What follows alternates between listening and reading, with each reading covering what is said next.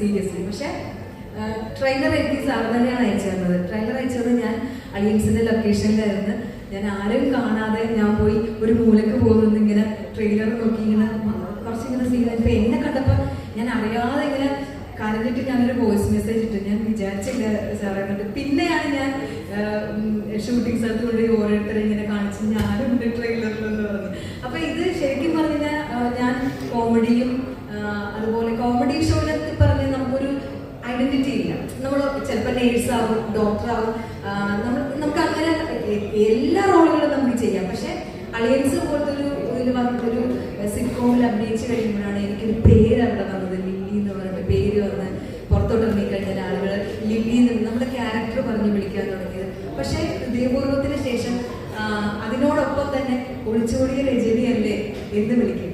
അപ്പൊ അതൊക്കെ എന്ന് പറഞ്ഞാൽ ഒരു ഭയങ്കര സന്തോഷമാണ്. ഞാൻ നേരത്തെ പറഞ്ഞ പോലെ ഞാൻ ഒരുപാട് സിനിമകളൊന്നും ചെയ്തിട്ടില്ല. ഞാൻ പാപ്പച്ചനിലാണ്, നുണക്കുഴി, ദിവസം അങ്ങനെ ഒരു കുറച്ച് സിനിമകളിൽ മാത്രം അഭിനയിച്ച ഒരാളാണ്. കാരണം പിന്നെ എനിക്ക് ഒരുപാട് ഞാൻ സിനിമയ്ക്ക് വേണ്ടിയിട്ട് ഇങ്ങനെ ഒരുപാട് അങ്ങനെ നേരത്തെ ചോദിച്ച പോലെ ഞാൻ അങ്ങനെ അലഞ്ഞിട്ടില്ല. കാരണം അത് നമുക്കത് ഇതായിട്ടല്ല.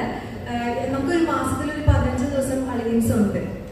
അപ്പൊ എനിക്കൊരു മോനുണ്ട്. അപ്പൊ 15 ദിവസം അവനെ കിട്ടി എനിക്ക് തിരുവനന്തപുരത്ത് പോയി നിൽക്കണം.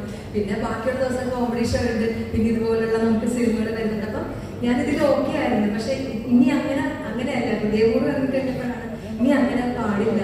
നമ്മൾ ഇതിലേക്ക് കുറേയും കൂടെ നമ്മളിങ്ങനെ സ്ട്രഗിൾ ചെയ്താൽ മാത്രമേ നമ്മളിലേക്ക് വരുള്ളൂ എന്ന് മനസ്സിലായിരുന്നു. പക്ഷെ എന്നെ സംബന്ധിച്ചിടത്തോളം എല്ലാം എനിക്ക് കിട്ടിയത് ഈ സിനിമ ഉൾപ്പെടെ എൻ്റെ ഭാഗ്യമായിട്ടാണ് കരുതുന്നത്.